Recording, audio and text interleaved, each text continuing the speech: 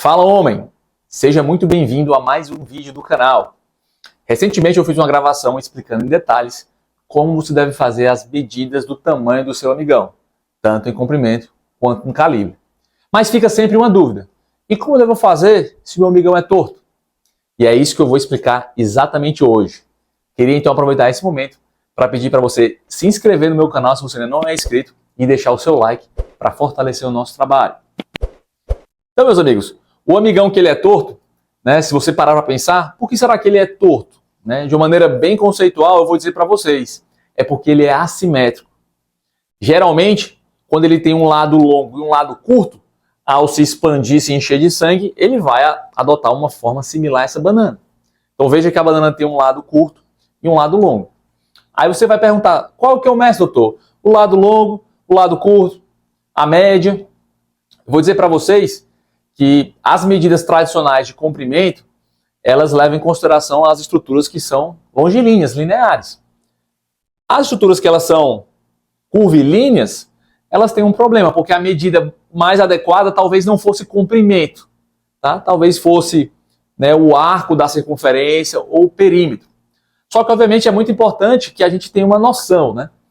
Então, para ter uma noção adequada, a maneira mais fácil que eu sugiro é você fazer a medida flácida esticada, que são as medidas médicas que você faz no consultório médico. Geralmente é difícil ele induzir uma ereção sempre no consultório, pode até ser feito, mas em geral, aquela medida que é mais confiável e mais reprodutível para fazer o acompanhamento é a medida flácida esticada, que quando o seu amigão é reto, vai se correlacionar muito quando ele está ereto.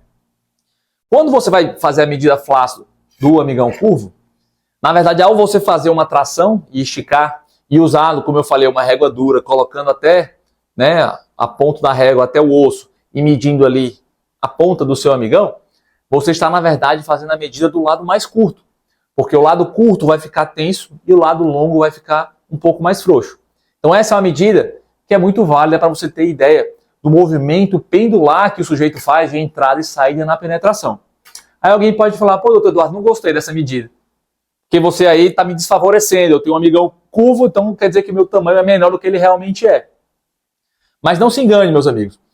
As deformidades penianas, elas tiram comprimento funcional. Então, de nada adianta você achar que você tem esse comprimento, se quando você entra e sai, você não vai entrar e sair como uma foice. Você vai entrar e sair reto. Então, o seu comprimento funcional é exatamente o comprimento do lado mais curto. Tá? Existem algumas soluções que tentam pegar a média, né? Então você pega, por exemplo, uma régua que é flácida, mede aqui o lado longo, depois você vai, mede o lado curto, né? Tem que ser exatamente aqui, e aí você faz a média. Então isso vai te dar um número arbitrário, que não serve para entender o seu movimento funcional. O que isso é válido, muitas vezes, é para você tentar prever o tamanho que o seu amigão vai ficar depois de uma cirurgia corretiva. Então, o que eu sugiro para vocês é o seu amigão que ele é torto, é você se basear pelo lado menor mesmo.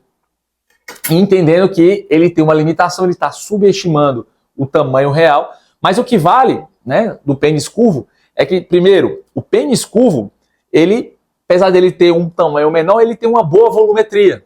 Então, a gente acaba que, para fins de comparação, a gente separa, né, comprimento e calibre, mas na prática o que vale é o volume que ele ocupa. E apesar de ele ter um comprimento funcional um pouco mais curto, ele é favorecido por uma volumetria um pouco mais avantajada. E veja, essas medidas servem para qualquer tipo de curvatura.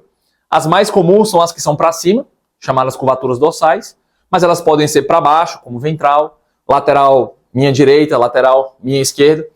Tá? Então, é só para vocês terem uma ideia de como faz o medido e entender que há uma limitação ao método, e eu sugiro que você meça o lado, digamos assim, o lado mais curto para entender qual é o movimento de entrada e saída que você faz. Da mesma forma que eu falei que eu te favoreci quando eu sugeri enfiar a régua para tirar a gordura, por quê? Porque na hora da penetração, né, o seu osso vai empurrar a sua gordura contra o osso o anteparo, né, da parceira.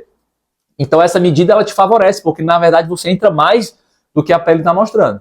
Mas aqui, infelizmente, eu tenho que te desfavorecer para quem tem um pênis curvo, porque, de certa forma, você também está entrando e saindo menos. Tá? Então, esses eram os conceitos que eu queria trazer para vocês. Mais uma vez, eu peço, se você ainda não me segue, aproveita para se inscrever no canal aqui, deixar o seu like e deixar o seu comentário, caso o seu amigão seja torto, né? Como é que as medidas que você fazia antigamente. Um grande abraço e até o nosso próximo vídeo.